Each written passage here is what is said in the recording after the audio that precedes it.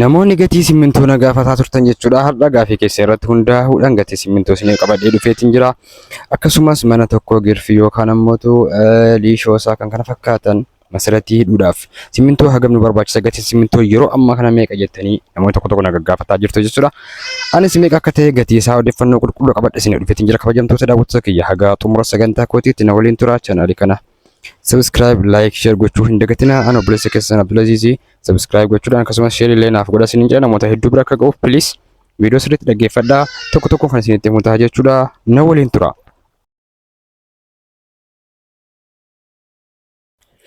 Egaa kabajamtoota daawwattoota kiyyaa akkuma jalqaba isinitti himee har'a kan hin qabadhe dhufee gatii simmintooti jechuudha.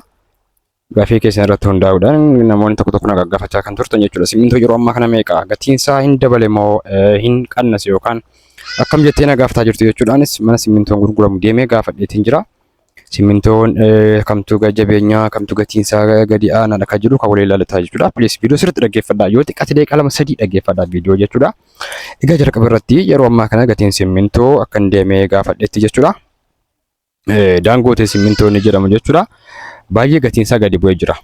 Akka yeroo darbee ji'a tokko lama dura osoo hin taane baay'ee gatiin isaa gadi bu'ee jira. Baga gammaddanii kun waan gaariidha.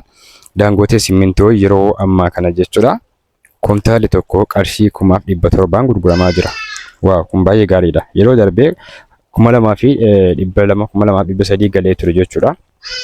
Yeroo ammaa kana egaa daangooteen ijaarsaaf simmintoo akka biyyattiitti baay'ee filatamaa ta'edha jechuudha. Gatii isaa salphumatti haala kanaan beekuu ni dandeessu.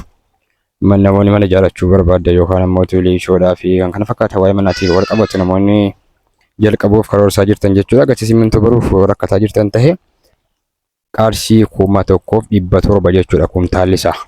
Isinii gala miti kumtaa lammansi qarshii 1700 bitachuu ni dandeessu jechuudha. Isinii galee kanaa ol yoo irratti qabanii isinitti himan ta'e jarri keessanii soobaa jechuudha. Soba adiidha. Ifa magaa qulqullina sagaleetiif jecha kanaafiyyuu gatiin simmintoo yeroo ammaa kanamas habashaa simmintoo jira moggar kan jedhamu jira jaraa fi inni daangooteen kun yeroo wal bira qabamee ilaalamu liyyunnetii yookaan ammootu adda kan isa godhu 100 fi 150 wal caala jechuudha. Hundarra garuu gatiin daangootii kun baay'ee guddii ture. Yeroo ammaa kana egaa qarshii 1700 kan gurguramaa jirudha jechuudha. Kabajamtoota daawwattoota kiyya. Egaa wanti isin gala yoo jiraate an tartiibaan waan isin fayyadan jedhee yaadee asirratti qabadhee isiniif dhufa jechuudha. Kanaafiyyuu kan isinirraa eegamu chaanaalii kana subscribe godhaa. Please viidiyoon nama hedduu bira ga'an jiru akka nama hedduu bira ga'u naaf godhaa. Yeroo namni laffa'ee isiniif jedhee wal fayyana jedhee waan akkasii hojjetu isin ammootu hamilee namaaf ta'uudha qabdu. Yoo xiqqaate viidiyoo daawwachuudha qabdu akkasumas share illee waliin godhaa obboleettota keessaniif. Namoota hedduu dhuftuu waan akkasii odeeffannoo akkasii argachuuf rakkata waan ta'eef jechuudha.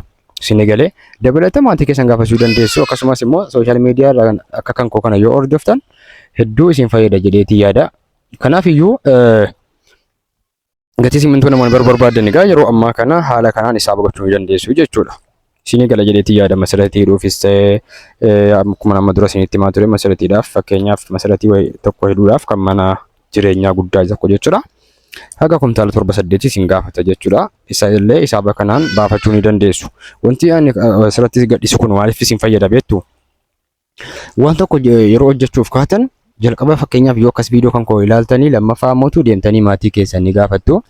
Garaagarummaan onni isinitti himuu fi inni maatii keessan isinitti himan adda ta'uu danda'a garuu akkasumas ammootu naannoo irratti hundaa'a. Yeroo hunda wantani adda baasee isinitti himuu barbaadu wanta ani gadhiisu kun naannoo hundatti tokko miti. Kan hubachuun isinirra jiraata jechuudha. Baay'ee wal adda waan ta'eef kana sirriitti adda baaftanii beekuutu isinirra jiraata jechuudha. Naannoon tokko fakkeenyaaf 100 ta'e naannoo tokkotti immoo 200 ta'a. Liyyunnetiin isaa haga qarshii 200, 300 kanan caalayyuu akkam danate jechuudha. Isinii galee kanaafiyyuu odeeffannoo akkasii argachuun baay'ee isin fayyada jechuudha. Warra biyya keessattuu hin taane warra biyya alaa jirtan keessattuu faaxooche warri dubartii jechuudha. Shamarroonni ifama dubartiin jedhee warri shamarranii hedduu isin fayyada waan ta'eef sirriitti itti fayyadamaa isiniin jedha. Yaada keessan komentii jalatti naa kaagaa ani immoo waa isin fayyadan akkasumas namoonni hedduun na gaggaafataa kan jirtan mastaawotii barriitii akkasumas qalamiidha jechuudha. Isallee komentii keessan hunda ilaalaatiin jira.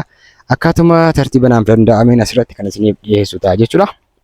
Kanaaf isin hamilee naaf ta'a yaada keessan komentii jalatti naaf ka'a viidiyoo kan godha dhaggeeffadha akkasumas share illee godha jatus gaarummus hanqina kan qabu yoo ta'e hanqina akkasii qabda jedhaati komentii naaf ka'a isiniin jedha komentii keessan barbaachisa waan ta'e akkasii kabajamtoota daawwattoota kiyya egaa simmintoo yeroo ammaa kana dhugaa dubbachuuf hedduu tokko maashaallah warra yeroo laallu persentaa hedduu qannasee jira maashaallah baga gammaddeen isiniin jecha kanaaf iyyuu salphumatti gaa kan gaafii isinitti ta'a ture isiniif furama jedheetii yaada odeeffannoo dabalataatiif ammoo maatii keessan gaafattu yoo irratti dabalanii isinitti mana amma isiniin jedhee sooba adii akka ta'e beekuudha qabdu jechuudha garuu naannoo hundatti immoo akkuma nama jalqaba isinitti meeqa naannoo hundatti tokko ta'uu dhabuutu danda'a kana hubachuutu isin irra jiraata jechuudha an odeeffannoo qulqulluu qofaan isin maxxansaa fakkeenyaaf magaalaan jiraadhu irratti hundaa'ee isiniif hin dhiyeessa jechuudha fakkeenyaaf yeroo isin gaafattanii bakka mana simmintoo gurguramu deemeetiin magaalaan jiraadhu jechuudha ni beektanii aggaaroo jechuudha ani kan jiru aggaaroodha naannoo biraatti immoo kan agarta'uu danda'a fakkeenyaaf Jimmaa fi Aggaaroo gidduun liyyuunnati hedduu qaba jechuudha tokko miti fakkeenyaaf asii 2,700 yoo ta'e Jimmatti immoo 1,600 ta'uu danda'a jechuudha tokko miti fakkeenyaaf akkasii immoo achi siqee Aggaaroodhaatti fagaatee ammoo barbaade immoo 2,000 ta'uu danda'a kanaaf tokko ta'uu hin danda'u jechuudha naannoo bira waan hin beekneef amma afaan isinitti odeessaa jiru kan naannoo kanaati jechuudha kabajamtoota daawwattoota kiyya egaa sagantaan har'aa kana fakkaataa gatii simmintoo salphumatti viidiyoo kanarraa hubachuu ni dandeessu jedheetii yaada gaafii biraa yoo qabaattan na gaafachuu dandeessu sagantaa biraatiin kan walitti deebinu ta'a jechuudha galatoomaa isinan jaaladha viidiyoo hedduus gadhiisaa isin jira isallee seenaa daawwadha leengada viidiyoo tokko gadhiisee ture waa'ee barri laameeraa jechuudha akkasumas waa'ee lafa bitachuutii kan wal qabatuuf seenaa viidiyoo sanallee daawwadha yeroo hedduu viidiyoon gadi dhiisee darbee na gaafattan jechuudha maaliif kun hanqina keessanii viidiyoon gadhiisu tartiibaan osoo daawwattanii isin fayyada jedheetii yaada baay'ee isin fayyada keessattuu ijoolleen biyya alaa jirtan jechuudha odeeffannoo akkasii argachuun hedduu isiniif murteessaadha jedheetii yaada kana fakkaata sagantaa biraatiin kan walitti deebinu ta'a nagaan naaf turaa hunda